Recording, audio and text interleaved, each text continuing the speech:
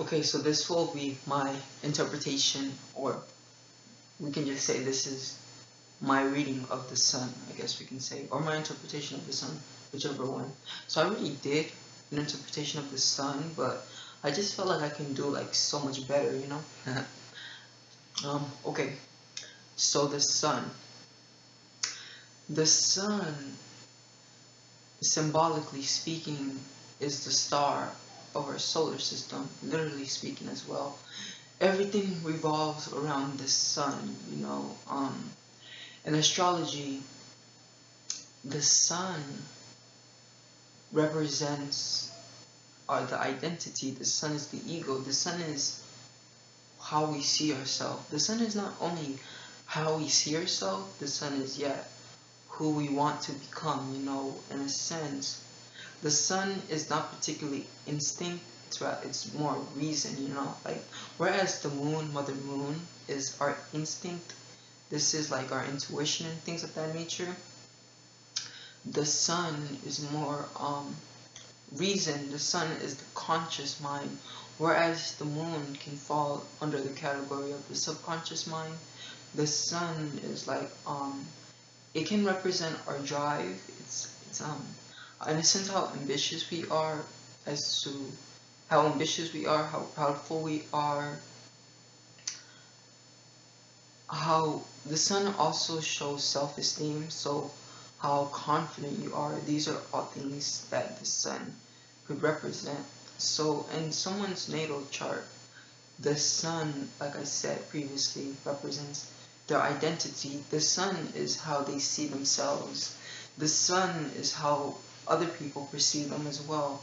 In a sense, the sun is also how they want other people to perceive them. The moon is another layer of us, it's a deeper layer of us, but this is like more secretive.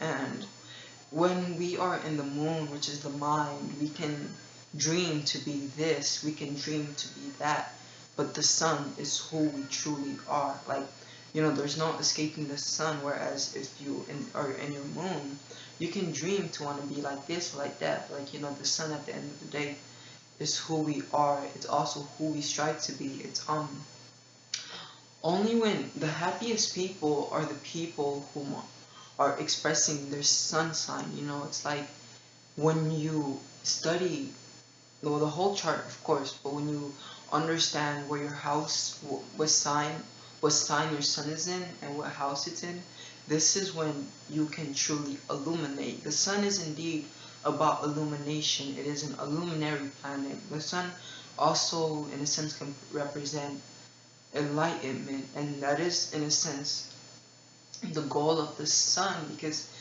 throughout our whole life, in a sense, I guess I can kind of say we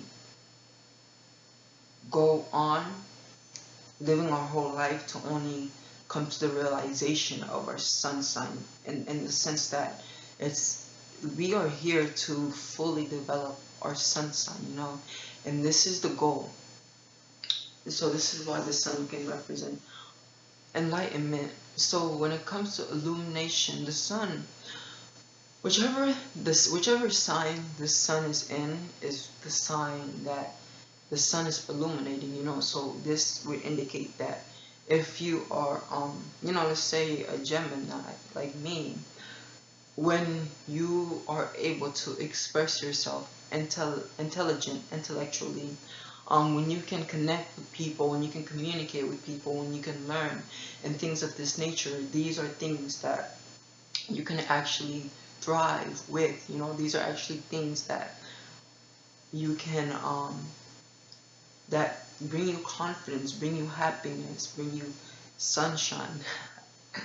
But yes, you know, and then so your sun sign are the traits that if you apply are to be the most desirable. I mean, Jupiter also, but you know, Jupiter is another king in a sense. And then the house of where the sun is would be where you can illuminate those traits best at. So for instance, I'm a Gemini, and I'm a Gemini, Sun Gemini in the third house. So this would simply indicate that I am best to express my Geminian when it comes to community, like so at school or even like a community I have built on the internet. So in a sense, we can say, I guess you can say like this YouTube right here, because to a degree, like in a sense, like the subscribers and my viewers, in a sense, like my YouTube is in a sense a community, if you know what I mean. So these are places where my sun, which is in Gemini, can shine and express itself the most. But yes, even literal community, like neighborhood, like being in the neighbor and being being in the neighbor, that's kind of funny. But yeah, also I feel like the third house, yes, it also represents siblings. So in a sense, like with my siblings, I can truly express my intelligence and things of that nature. But I also want to say like friends, because you know, the third house is also immediate. It's your immediate environment, but it's also the immediate people around you. So let's say if I'm to go outside now and I'm engaged with someone, my sun sign would be able to express itself well in that scenario and situation. Now the sun is an illuminary planet, so it's like whichever planet the sun is aspecting, whether that be a sextile, a conjunction, or a trine, or even an opposition, to be, I guess, in a sense you can say more of a negative. I don't even perceive oppositions as negative, because there's always a good and a bad. There's such an interesting cloud formation out there. It looks like an elephant. There's like chemtrails, blah blah blah. If you believe in, well, it's not even a thing to believe in, it's a thing to understand. But let me get back on track, right?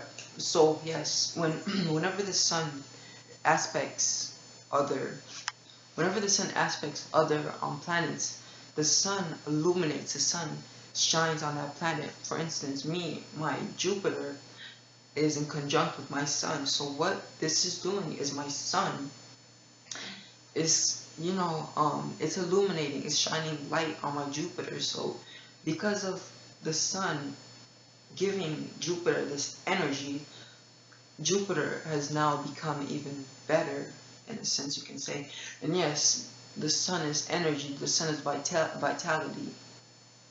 The sun represents your drive. The sun represents it represents your life purpose, like your soul purpose. I don't even know if I can say soul purpose, but ultimately life purpose, I think, is the same thing, right? It represents your life purpose, like why you think you are here and things of that nature. And then it's very interesting, and then Saturn, in a sense, I guess you can kind of say, well, in my standpoint, of course, because my sun is also conjuncting my Saturn, so in a sense, Saturn would help me come down to reality, and it'll help me apply my life purpose through a practical means, so I can actually gain success. And Saturn is gonna put like restriction. It's gonna put me through a shit ton of bullshit, so then I can get to the goal, But yeah, that's Saturn. We're talking about the sun right now. So the sun rules Leo, and the sun rules Leo. So it's at home in Leo. The sun is exalted in Aries, and the sun falls or debilitates in Aquarius, or in Libra and Aquarius, I want to say. The sun is happy in the other previous two fire signs, because the sun is all about self-expression. The sun is about ego and things of that nature. When it's in this placement, it can truly express itself. Yeah, when it's in Aquarius and Libra, then the sun is more about other people. The sun is more, in a sense, bending over to other people. But what the fuck? The sun, is all about other people. It's about giving to other people. Yet, and the sun is a king.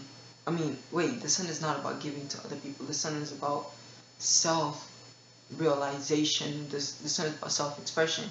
But when it's in Libra and Aquarius, it's about giving to other people. It's about putting other people on the spotlight. And the sun is a king. The sun doesn't really like to bow down to other people. The sun, like a Leo, wants to stand firm and confident. A lion would also be representative of the sun. things like I also want to say like castles and mountain peaks are also symbolic to the sun. But yeah. Okay. What else is there? What else is there? Y'all, let me just check my notes to make sure that I didn't really leave. Well, I guess I can say this.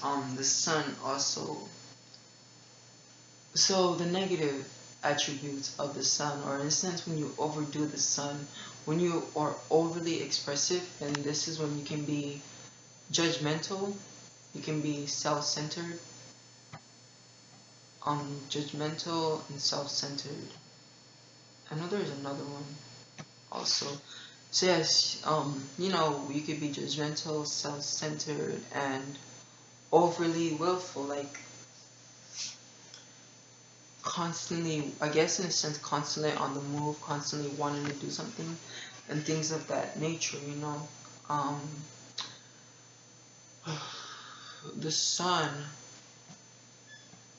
is also, to a degree, I want to say creation. The sun is like the creator and the destroyer. Like, the sun can help us create energy, but it can also help us. Well, you take that as you will, but yeah, the sun is a creator, simultaneously also a destroyer in a sense. And one day the sun is gonna expand and it's gonna explode into itself, into a white dwarf. Something that's scientific though. But what the fuck? Who knows, right? Because with NASA and everything, who's to say we can truly trust science? Ah, not all of it, some of it, yes, not all of it. Okay, what else is there? So yes, I think that will do it for the sun. Thank you for watching, and I truly do feel like I did much better on this video than my previous one. So I already did the sun, but I just looked over and I was like, man, I could do so much fucking better. So I did. Thank you. Thank you for watching, and like they say, namaste. Bye bye.